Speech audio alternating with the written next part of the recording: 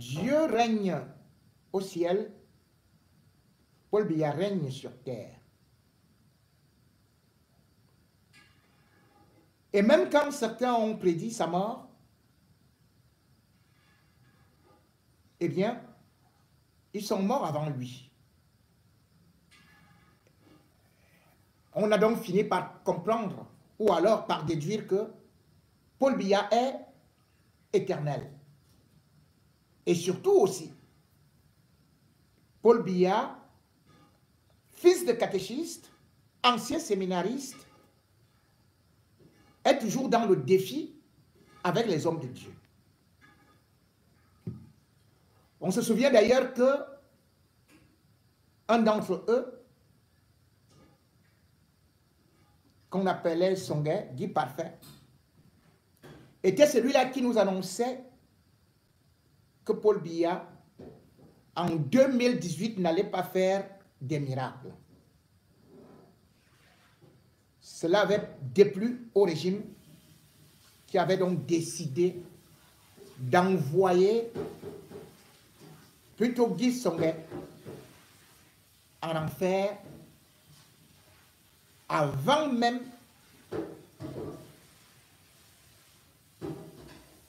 que Paul Biya, lui, ne puisse avoir mal à la tête, puisqu'on nous dit qu'il n'est jamais malade. En 2025, l'éternel Paul Biya sera donc là, puisque d'ailleurs, à Paris, beaucoup avaient annoncé qu'il est fini. Ah non, il était plutôt en Suisse, je l'avais dit. Mais certains ont voulu insister que Paul Biya ne peut plus vivre. Ils ont même dit qu'on cachait le cadavre de Paul Biya. Et puis que Paul Biya allait partir attendre tout simplement la mort au Cameroun. N'est-ce pas que Paul Biya est arrivé? Paul Biya est toujours là. Et Paul Biya prépare calmement sa candidature, ou plutôt sa réélection, en 2025. Pendant ce temps, ceux qui d'ailleurs avaient prédit la mort de Paul Biya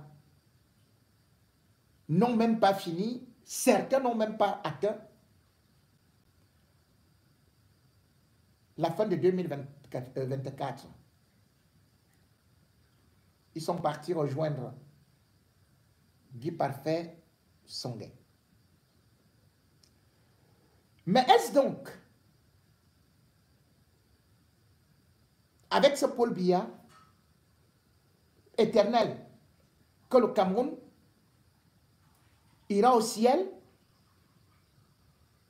envoyer des hommes d'église en enfer, combattre l'église? Voilà tout ce que le régime Biya sait faire. Il suffit d'une déclaration. Lorsque un prélat n'est pas dans la soumission, eh bien, immédiatement, il devient l'homme à abattre. Chacun d'entre vous a pu suivre l'intervention de Monseigneur Cléda, une intervention brève, courte, sur RFI, où justement, il trouve que la candidature de Paul Biya sera irréaliste. À peine l'a-t-il dit, alors que, justement, le Cameroun regorge des super professeurs agrégés, des gens qui nous disent qu'ils sont très intelligents. On a vu comment est-ce qu'ils sont sortis en groupe pour tirer contre Monseigneur Cléda. Et même Monseigneur Mbargaki, lui généralement même, est ami avec Paul Biya. L'Église fait un complot pour renverser Paul Biya. Voilà comment est-ce que certains journaux et certains ministres et universitaires ont interprété la sortie des hommes, de ces hommes d'église. Grégoire Ona, comme d'habitude, est sorti pour défendre son grand maître. Et il a même dit que quand il voit Monseigneur Cléda, ce n'est pas un politicien accompli. Lui, Grégoire Owona, est donc un politicien accompli, dans un régime accompli. Mais quand on est déjà accompli, mais on pardonne. Et comme Paul Biya a tout accompli, pourquoi il reste encore? Il part. Puisque vous avez tout accompli, vous allez encore faire quoi? Monseigneur Cléda, lui, il n'est pas accompli. Il n'a rien accompli. Mais Paul Biya a tout accompli. Il fait encore quoi au pouvoir? Pourquoi cherche toujours-t-il le pouvoir?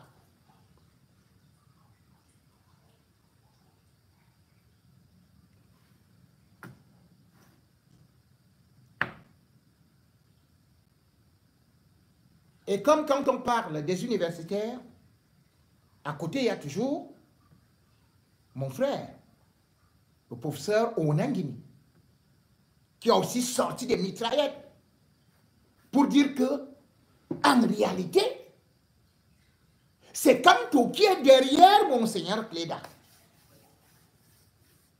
Kanto est derrière Monseigneur Cléda. Donc, depuis là, quand Toumi parlait, c'était Kanto. Avant Toumi, il y avait même eu Jean Zoua, qui d'ailleurs avait décrié, qui sortait des cartons, non à la corruption, et même qui critiquait les fraudes aux élections.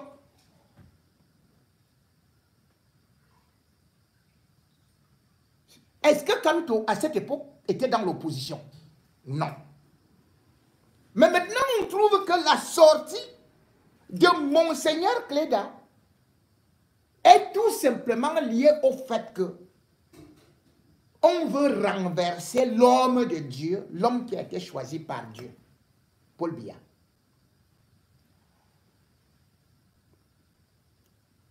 Ce serait une honte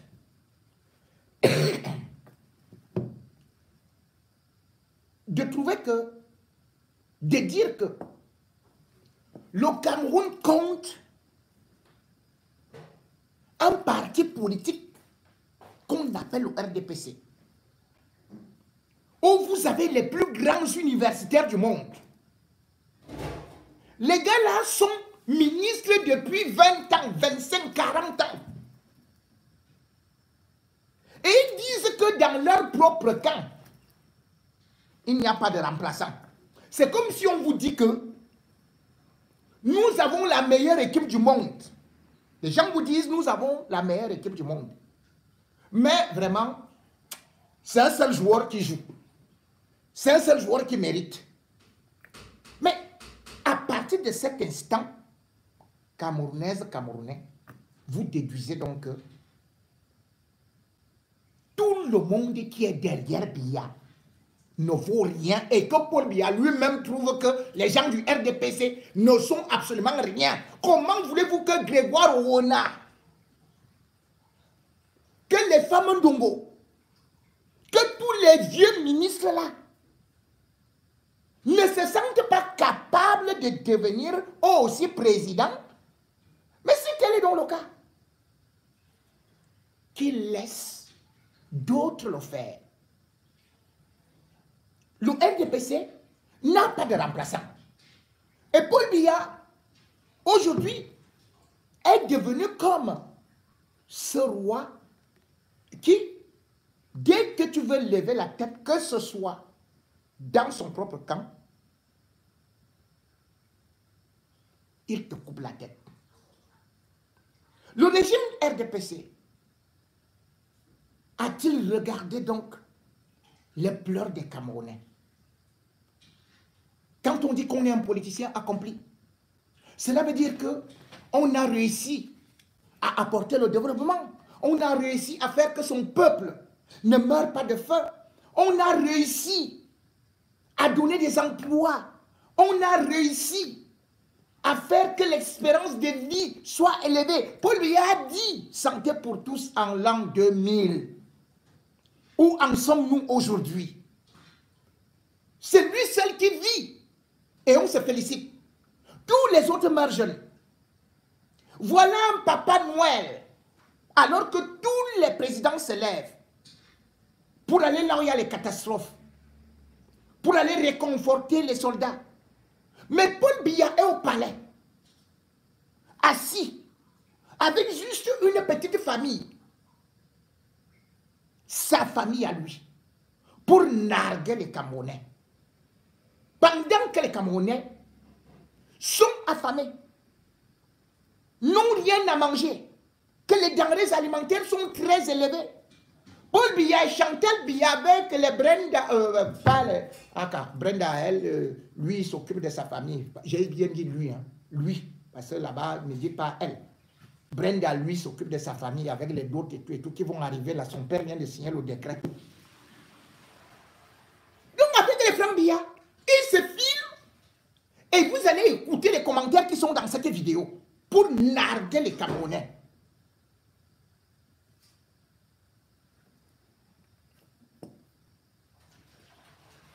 Regardez.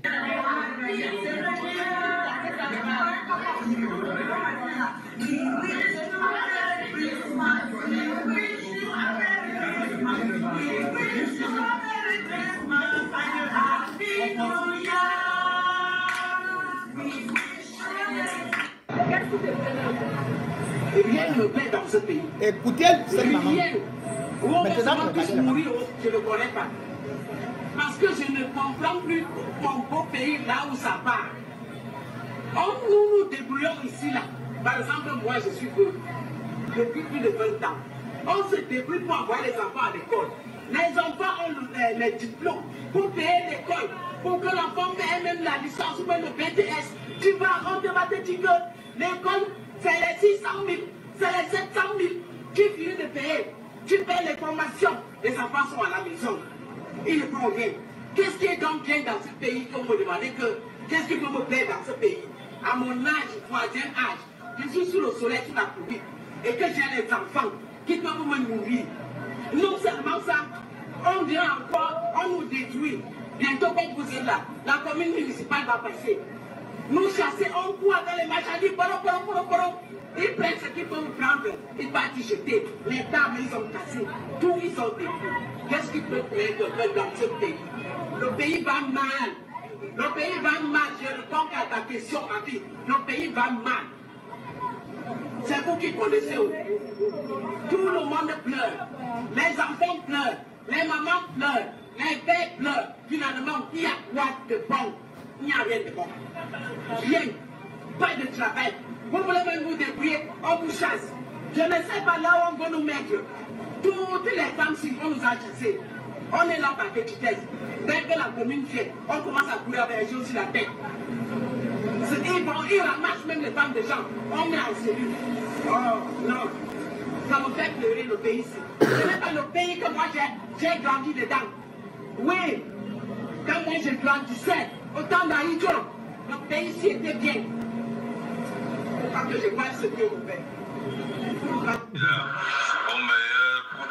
Et voilà le ministre du Commerce qui vient de dire. Boulevard du 20 mai à Yaoundé, le ministre du Commerce fait une annonce spéciale sur le prix du riz. Nous enregistrons des chutes de prix de l'ordre de 2000 à 3000 francs par sac de riz, quel que soit le type de riz. Mais je voudrais annoncer aux consommateurs concernant notamment le riz que ce n'est que le début. C'est le début du commencement. L'année 2025 va être l'année du riz.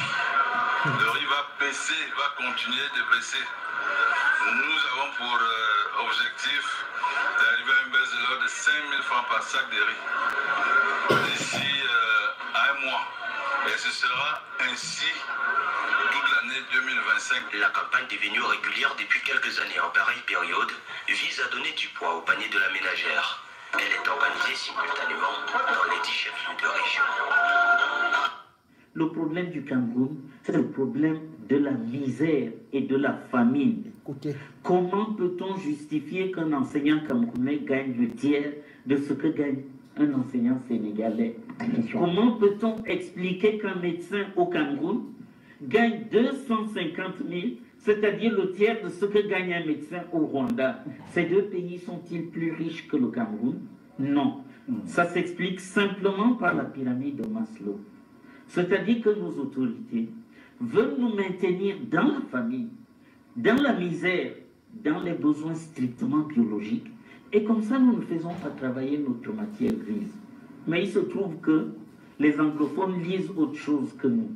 Et que eux, ils sont tout le temps en train de lire l'évolution du monde. Et c'est pour ça qu'ils soulèvent des problèmes.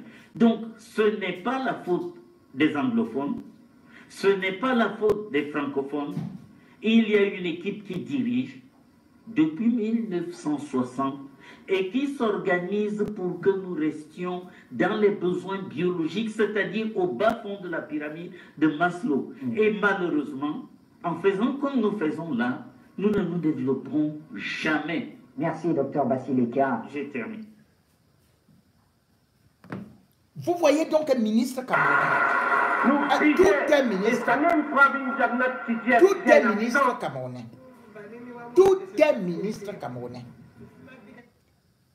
Qui vient se présenter pour vous parler que le prix du riz va baisser? Mesdames et messieurs, depuis combien d'années le salaire n'a pas augmenté au Cameroun? Est-ce qu'on connaît que l'inflation commence à augmenter au Cameroun? Pourquoi les autres pays, les autres présidents, eux, ils font augmenter le salaire? Comment peut-on réduire le peuple camerounais à un peuple de mendiants? Aujourd'hui, quels sont les enfants qui sont capables de pouvoir se nourrir normalement dans des familles, manger 3 fois par jour? Ça ne sert à rien de venir, nous allons diminuer le prix du riz, et le prix du gaz, et le prix du pétrole, et le prix de l'huile, et même le prix du loyer. Et en même temps, les impôts ne font qu'augmenter. Voilà les cadeaux de fin d'année que Paul Biya lui donne à son peuple.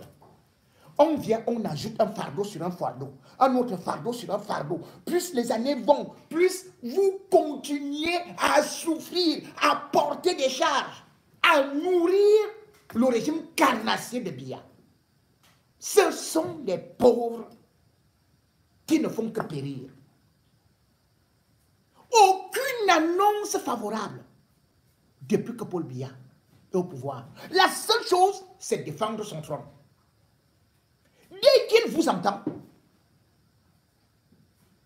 que vous voulez viser tout simplement, vous avez une ambition, c'est fini. On vous tue, ou on vous met à Kondengui. Moi, doit tout simplement rappeler aux Camerounais qu'ils sont gouvernés par Hérode.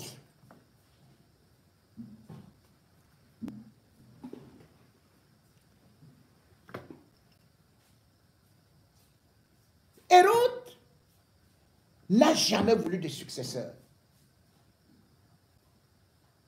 Et il a vu Jésus-Christ comme étant un danger pour lui. Et c'est aussi comme ça que fonctionne Biya. Ils tuent tous ceux qui peuvent tenter. Et ils ont une armée. Dès qu'on fait sortir quelqu'un qui fait semblant d'être opposant, on commence à vous détruire que lui là, il est dangereux. Il va mettre le pays à feu à sang. C'est Paul Biya qui apporte la paix. Pourtant, le Cameroun est en guerre. Un peu partout. Au Nozo, à l'extrême nord, il n'y a aucun endroit du Cameroun où on peut vivre en paix actuellement. Mais le problème de certains, c'est plutôt les opposants qui n'ont jamais dirigé.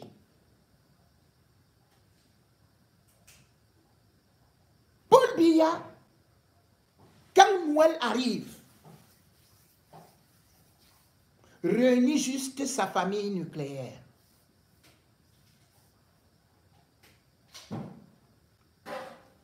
Et ils envoient des messages qu'après lui, à ma droite, et il y a Franck à ma gauche, et il y a Chantal Biya. Une dynastie qu'il veut perpétrer parce que pour lui, le Cameroun est sa propriété privée. J'ai apprécié justement cette sortie de quelqu'un qui fait des éditos qui sont très intéressants, très percutants, et qui a fait cette comparaison avec Orode. Mais en même temps, si Biya continue à faire ça, c'est parce que non seulement nos opposants ne sont pas prêts à se mettre ensemble, mais aussi parce que le peuple lui-même ne connaît pas revendiquer ce qui lui revient de droit. Le peuple attend la Messie. Le peuple ne veut pas prendre ses responsabilités. Même s'il est plongé dans l'obscurité, dans quel pays on peut passer Noël dans l'obscurité et vous ne voyez aucun mouvement d'humeur? Yaoundé, Douala, plongé dans l'obscurité totale.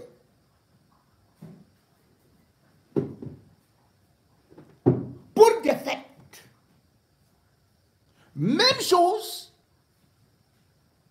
réalisée souvent pour le réveillon de la Saint-Sylvestre. L'année dernière, en 2023, on avait eu dès le 1er décembre les coupures intempestives.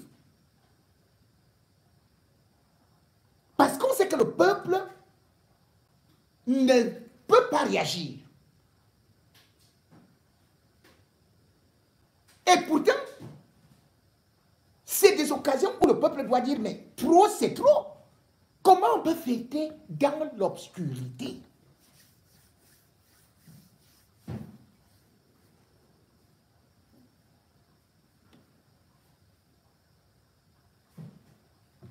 En même temps,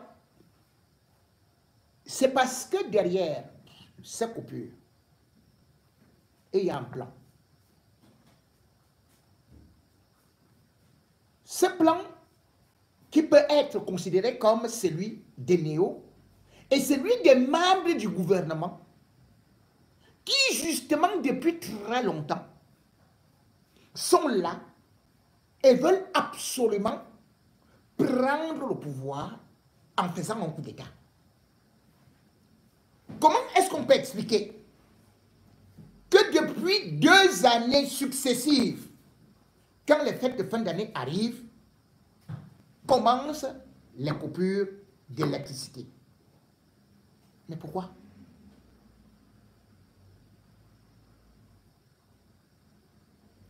On va vous dire c'est Néo.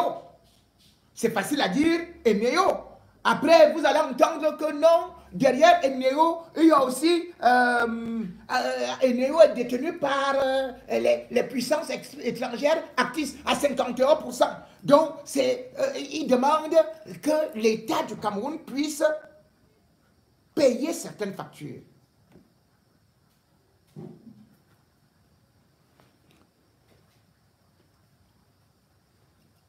Le paradis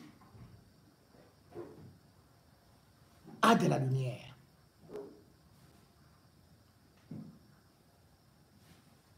L'enfer, c'est dans le noir. Ceux qui disent donc qu'ils sont au paradis au Cameroun, vous avez vu quoi se faire bien dans le noir? Même les bandits agissent dans le noir. Tout se fait dans le noir. Et le noir qu'on est en train de vivre au Cameroun, Yaoundé, Douala, les capitales. Quelle capitale au monde est plongée dans le noir pendant les fêtes, comme au Cameroun? Citez-moi les capitales. Ça montre donc que Paul Biya a plongé le pays dans le noir. À l'époque, il y avait la Sonel qui appartenait au Cameroun. Aujourd'hui, on vous fait comprendre que Eneo appartient au Cameroun à 44% et à 51% aux artistes. Mais qui a vendu Eneo? C'est Paul Biya. Et au-delà de ça, quand Amadou Ahidjo était là, n'est-ce pas que le Cameroun avait des barrages hydroélectriques? Barrages de Sonloulou mais de Lagdo, c'est des barrages qui donnaient de la lumière. Mais depuis que Paul Biya est arrivé, combien de milliards ont été dépensés sous prétexte que on allait nous donner l'électricité, qu'on allait donner l'électricité à tous les Camerounais? Quel pays au monde a dépensé plus d'argent dans les barrages électriques que le Cameroun? Aucun! Vous vous rendez compte que Eneo se plaint que 100 000 Camerounais de plus se sont ajoutés pour la consommation.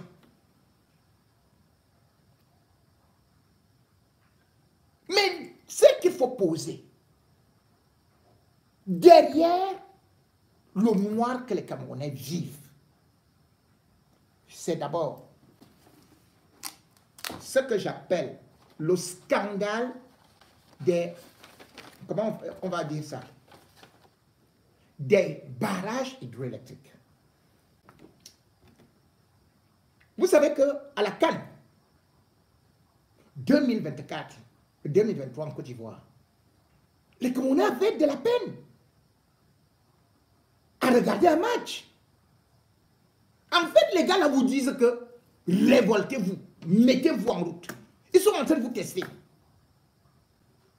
Mais tout le monde reste là calmement. Quand l'électricité revient, wow, wow, on oublie que cette électricité qui revient parfois en survoltage, ça gâte les appareils électroménagers, les téléviseurs, et ainsi de suite. Mais on crie, oh, oh, les nourritures se gâtent. Quel pays au monde fait le retour de l'électricité? Quel pays? Voici les barrages de Paul Biya qu'il nous avait promis que vous allez voir ce que vous allez voir. Je vais vous dire qu'il y avait déjà Sonloulou et des Lagdo, au temps d'Ahidjo. Voici la part de Paul Biya. Membele, qui devait être inauguré en 2018. On nous a dit que rien que ce barrage-là allait nous donner l'énergie jusqu'à ce qu'on ne savait même plus. On allait donner l'électricité au Gabon, en République centrafricaine, au Tchad et partout dans le monde. Peut-être même que la France allait solliciter aussi l'électricité chez nous. Où est le barrage, Membele? L'homme Pangar, on nous a dit qu'en 2017, c'était l'ouverture, l'inauguration officielle. Et que c'est Paul Biya lui-même qui viendra avec la première dame. Et par la suite, on nous avait dit que ça allait produire 30 mégawatts. Ah, pourquoi? Parce que c'était au village de Chantal Biya. C'est là-bas où on est parti faire ce barrage-là. On a pris des crédits. Hein. Mais est-ce que vous savez que maintenant, ils nous disent que ça ne peut pas venir, ça ne peut pas être opérationnel parce que la ligne de transport n'existe pas entre Bertois et Abomban. Donc ils disent que non, on a fini le barrage. Mais bon, le problème c'est qu'il manque la ligne de transport vraiment entre Abomban et le village de la première dame.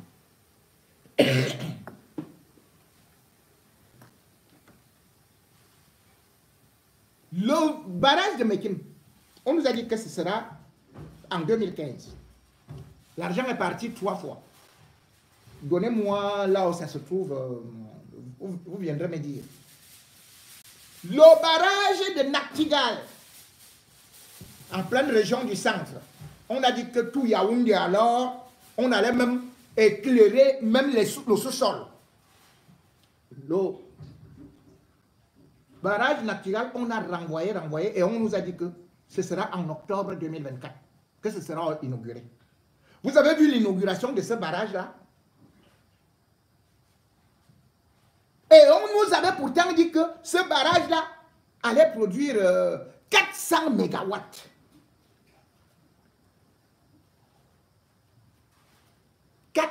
Mégawatts. Ils sont même venus avec un autre barrage là. Ils ont alors dit que c'est le pop-pop. Chaque fois c'est de l'argent, hein. C'est de l'argent avec le type qu'on appelle Gasson et Lundela et eux tous là avec les montagnes. Ils sont venus le garage de Even. Vous avez entendu parler de ça, ils n'ont pas fait beaucoup de publicité, hein. Mais ils sont partis prendre beaucoup d'argent, hein. Parce qu'ils nous ont dit que le barrage là alors allait éclairer toute l'Afrique. On dit, comment ça? On dit c'est les grandes réalisations. 1800 mégawatts. Où est ce barrage? Il est à quel niveau?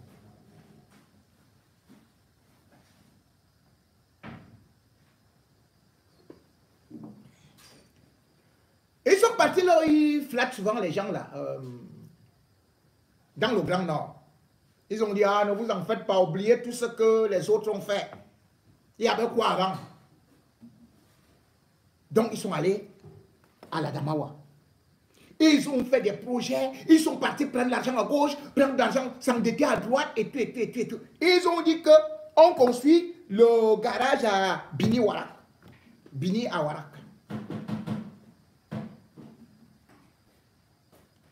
Vous avez les nouvelles de ça? Bon. Maintenant, ils ont dit, les anglophones, vous voulez même quoi? Nous, on va développer tout, on va construire les machins et tout. En ce temps-là, on va construire aussi notre barrage là, à Menchum.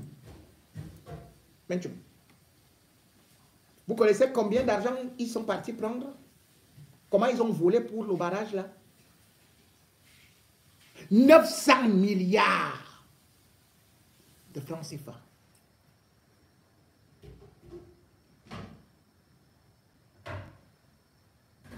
Maintenant, comment est-ce qu'ils font? À chaque fin d'année, ils s'organisent. Ils provoquent des coupures.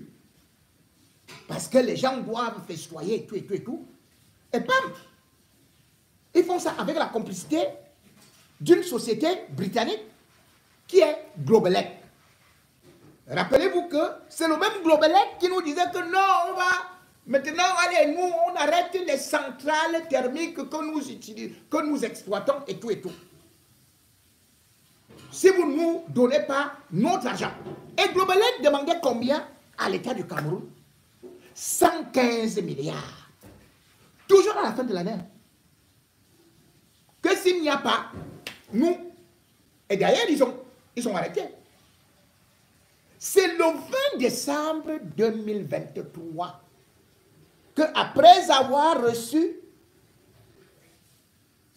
8 milliards 200 millions de la part de l'État, que bam, ils ont remis ça.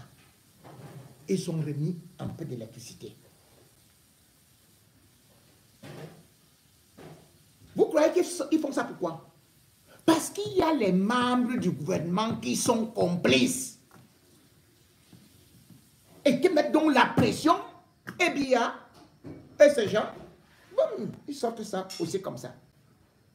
On ne comprend pas quelle est cette dette. On était avec la Sonel, au temps d'Aïdjo. La Sonel faisait des économies. Puis il vient là et dit, tantôt il privatise, tantôt il fait ceci et cela. Et on se retrouve finalement avec Eneo. Vous dites que moi, on a fait une super grande affaire. Et Eneo, en 2022, on nous raconte que Eneo avait déjà une dette de 386 milliards de francs CFA. 386 milliards de francs CFA auprès de ses fournisseurs. Qui sont les fournisseurs d'Eneo? Voici les sociétés qui sont parties prendre en vrac. Hein. Il y a Krivi Power Development Company, Dibamba Power Development Corporation, Electricity Development Corporation, puis il y a la Sonatrel, qui est une entreprise publique qui gère le transport de l'électricité. Qu'est-ce qu'on a entendu? On a dit que, puisque les gens là nous dérangent déjà beaucoup, ils ont même fait arrêter l'ancien directeur d'Eneo. Ils ont fait du bruit là, oh vraiment, c'est quelqu'un qui veut déstabiliser le Cameroun et machin. C'était au Patrick Kers. Puis ils l'ont libéré. Le gars a démissionné. Il est parti. Mais vous vous rendez compte que depuis 2022, Biya a créé un comité interministériel pour nationaliser Eneo. Pourquoi est-ce qu'il ne nationalise pas? Et qui est à la tête de ce comité? C'est le ministre Léopold Montazé. Suivi du ministre des Mines de l'eau et de l'énergie, son ami Gaston Elundou. C'est Léopold Montazé qui a fait nommer Elundou. Gaston, ministre, hein? C'est lui. Et à côté de là, vous avez le ministre de l'économie, Alamine Ousmane. Et il y a aussi Arcel. Comment vous pouvez nous dire, avec, on a même adjoint à cette équipe, Mokulu Mondo, de la CNPS. Comment est-ce que ces gens ne parviennent pas à trouver une solution? Et chaque fin de l'année ou début de l'année, comme par exemple le début de l'année 2024, c'était les mêmes problèmes qu'on avait. Oh, tantôt l'eau a baissé, oh, tantôt il faut les dettes, il faut d'abord régler les dettes à tel ou tel ou tel. On dit que l'État du Cameroun doit 186 milliards à Eneo. Mais comment ça? J'ai donc une note de renseignement qui dit exactement le contraire et qui décrit les bandits qui sont en train de piller les caisses de l'État derrière Eneo et qui provoquent ces coupures d'électricité. Et dans cette note de renseignement qui a été envoyée à Paul Biya, le dormeur, il est bel et bien précisé que l'État du Cameroun ne doit rien à Eneo. C'est plutôt Eneo qui doit à l'État du Cameroun. Mais comme Gaston Elundou et lui Paul Montazé sont dans le coup avec tous les autres bandits du gouvernement, ils prennent de l'argent, ils se partagent et ils viennent provoquer les coupures d'électricité. Voici une note de service, une note de renseignement.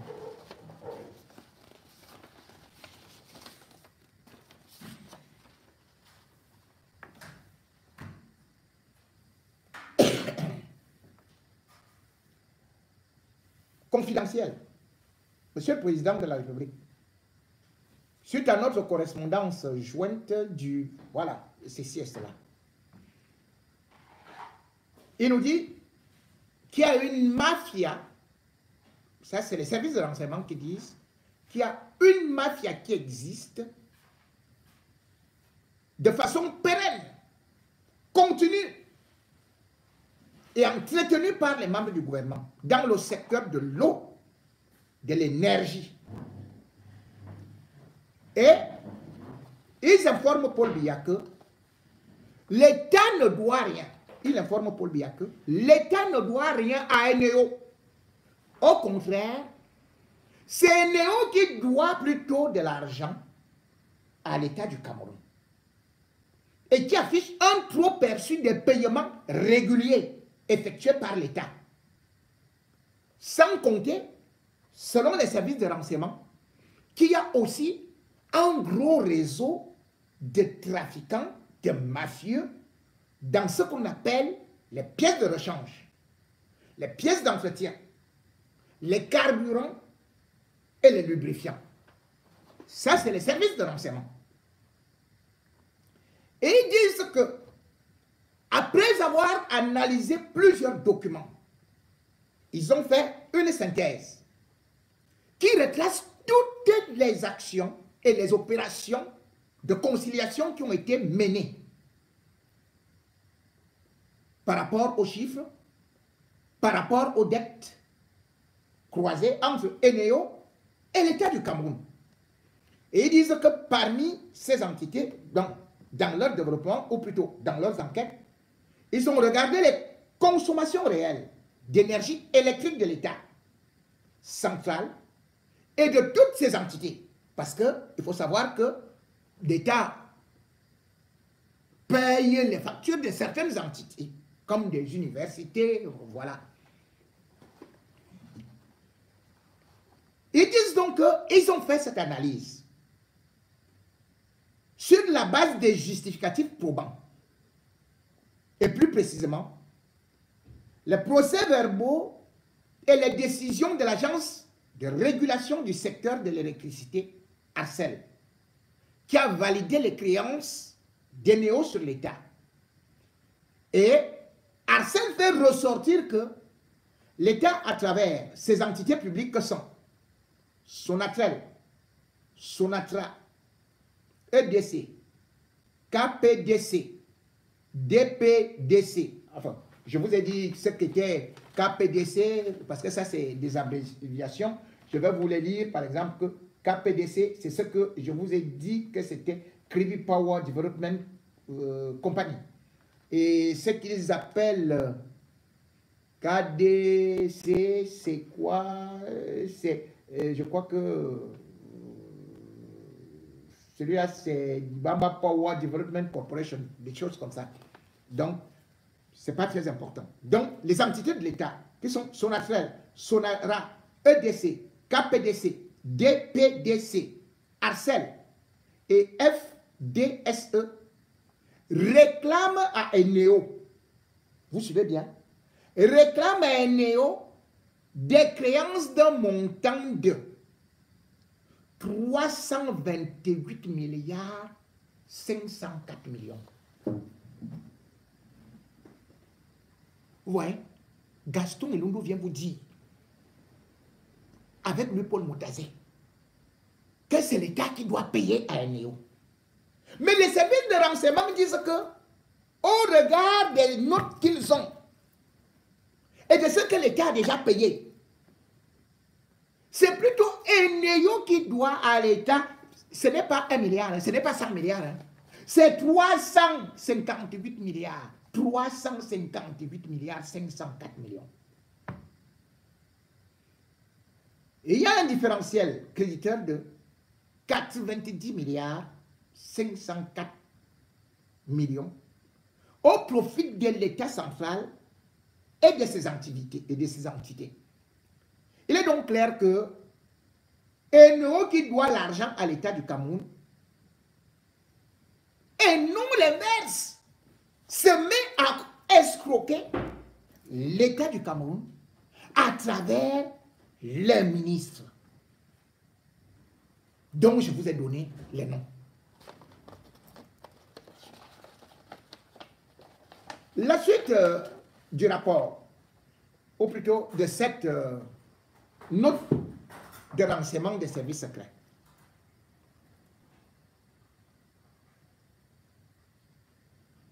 Les enquêteurs s'interrogent qui ne comprennent pas comment Eneo peut réclamer 268 milliards de francs CFA à l'État du Cameroun.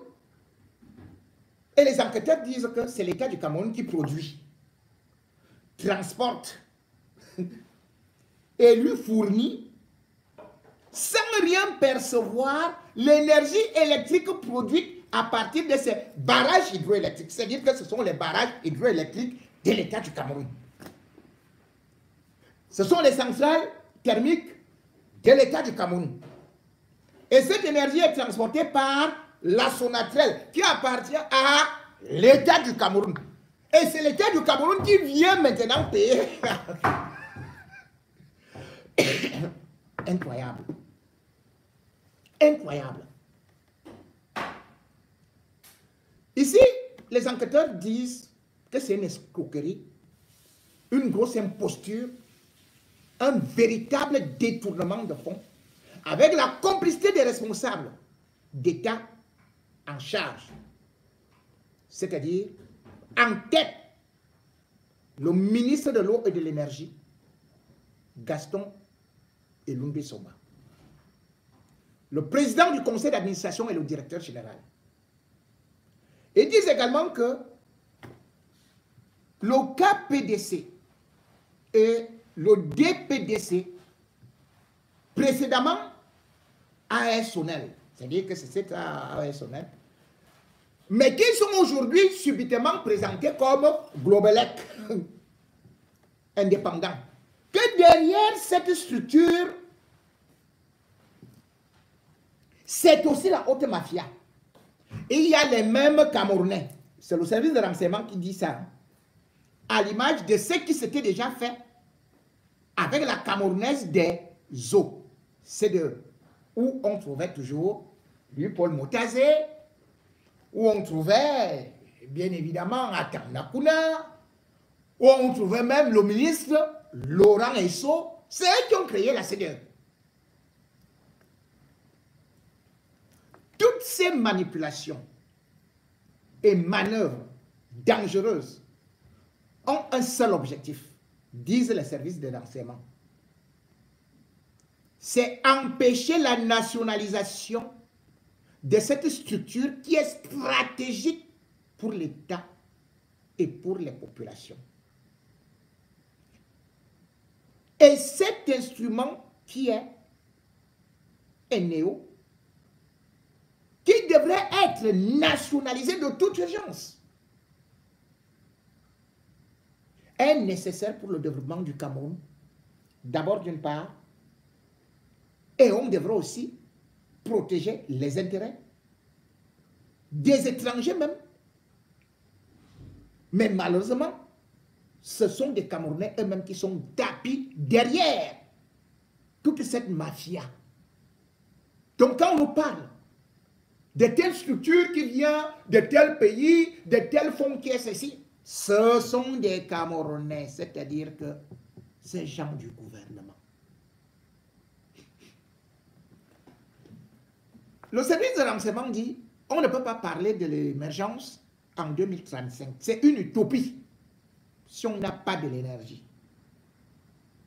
Ce secteur devrait être nationalisé le plus tôt. Et sa capacité de production d'électricité doit être portée à plus de 6000 mégawatts. Si ce n'est pas fait, il n'y aura aucune possibilité d'exploitation de nos ressources du sous-sol. Rien. Tout ce qu'on dit là, on est parti ouvrir, ceci, inaugurer, tel, tel. Les services de renseignement disent qu'il n'y aura rien. Laissez ce secteur d'électricité entre des mains des étrangers et des voyous du gouvernement ne nous aidera pas. L'émergence en 2035 restera un slogan creux, un leurre fumeux. Le ministre Gaston Elumbe Soma est venu rassurer le JICAM qu'il n'y aura plus de coupure d'énergie en fin mars 2024. Jusqu'à présent, Monsieur le Président de la République, les coupures restent récurrentes et vont encore s'accentuer en décembre 2024. C'est le cas actuellement. Cette note a été faite et il y a 3 mois. Et c'est ce qu'on voit.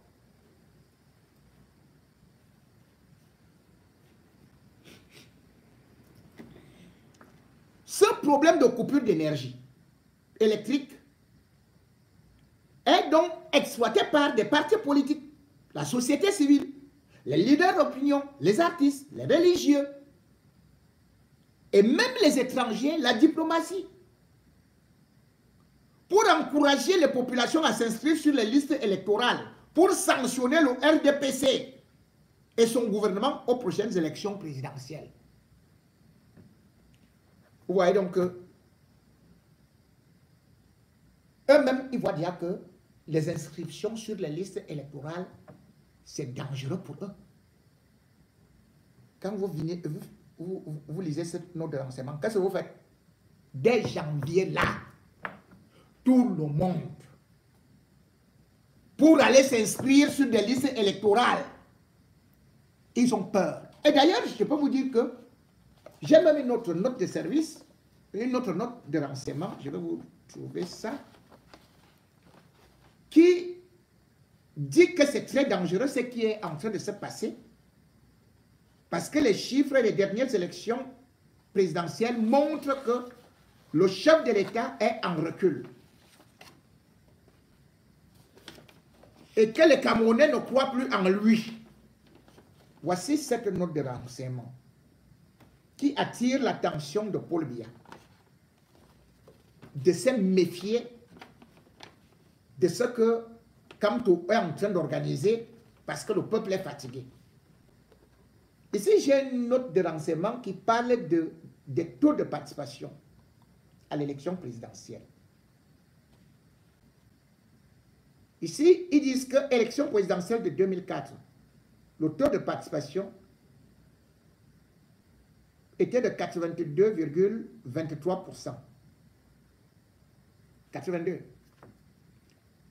Élection de 2011, ça a baissé à 65,82%.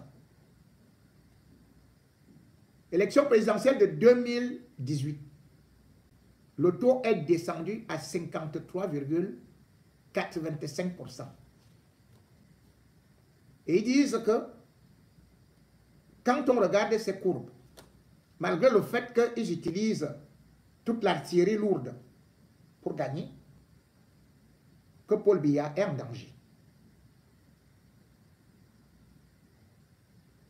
À cause de ses ministres, disent-ils. Ici, ils disent que à la présidentielle 2011, Paul Biya a obtenu 3 772 727 voix sur 7 000. Il a obtenu 3 772 727 voix sur 7 521 651 inscrits. Mais à la présidentielle 2018, Paul Biya n'a obtenu que 2 521 934 000 voix sur 6 667 754 inscrits. Ce qui veut dire que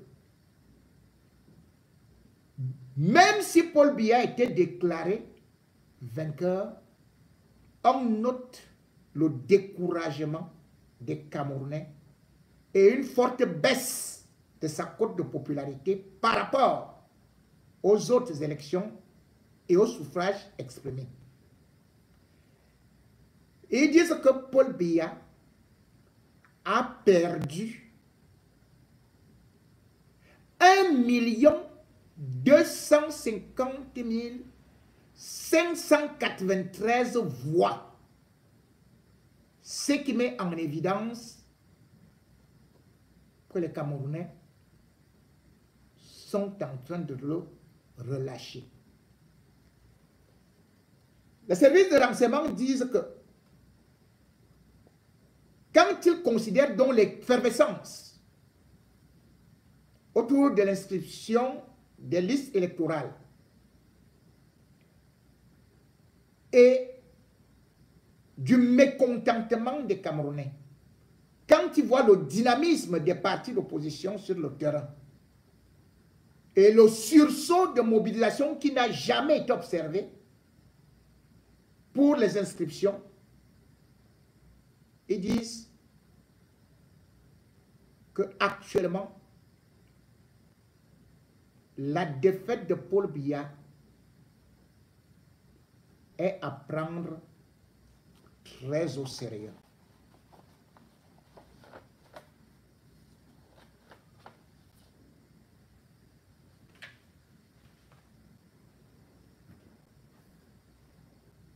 C'est eux-mêmes qui le disent. Ce n'est pas moi. C'est eux-mêmes qui le disent. C'est les services de renseignement. Et comme je vous ai dit que dès qu'ils mettent quelque chose à table, j'ai déjà également cela. Le peuple qui souffre donc actuellement doit justement sanctionner ceux-là qui font qu'ils dorment dans le noir. Vous ne pouvez pas rester comme vous voyez là. On vous dit qu'ils font exprès pour que vous dormiez dans le noir total.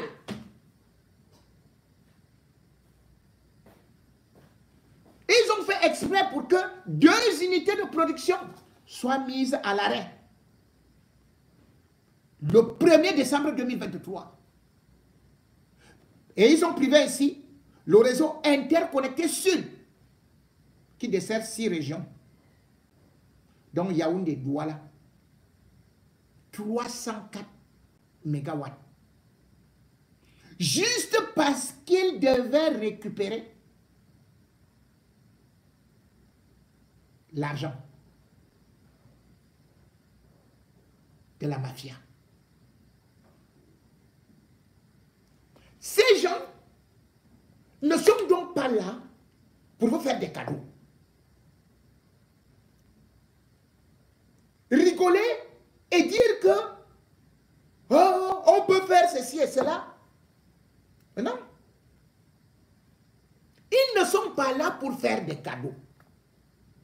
Ceux qui disent que oh, Paul Biya est le meilleur choix, non, ils utilisent Paul Biya pour se faire beaucoup d'argent, puisque Paul Biya ne contrôle plus rien.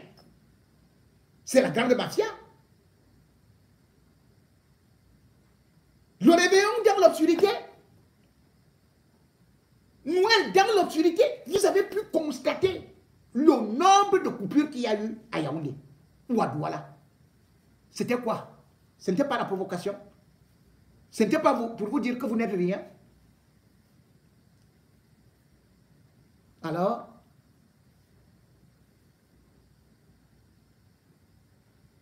tous debout comme des fourmis mayens pour montrer qu'on ne se moque pas du peuple, que c'est eux qui ne sont rien.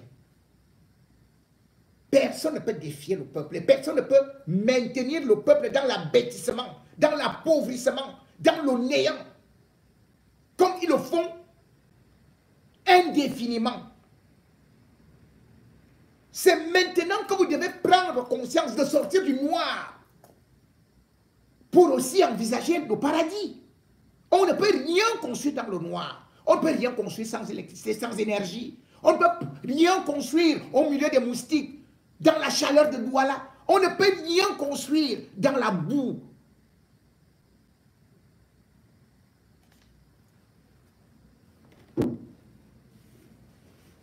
On ne dit pas, voilà un chef de l'État qui a réussi, voilà un chef de l'État qui est ceci, qui est cela, parce qu'il a mis beaucoup de temps au pouvoir.